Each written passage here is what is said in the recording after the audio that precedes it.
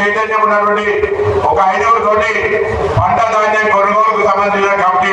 ఎప్పుడు కూడా గ్రామంలో ఏదైనా తాగునీటి సమస్య వస్తే దానికి కూడా ఒక 5 తోటి కమిటీ వేసుకొని కాలుష్యం వస్తా ఉంది.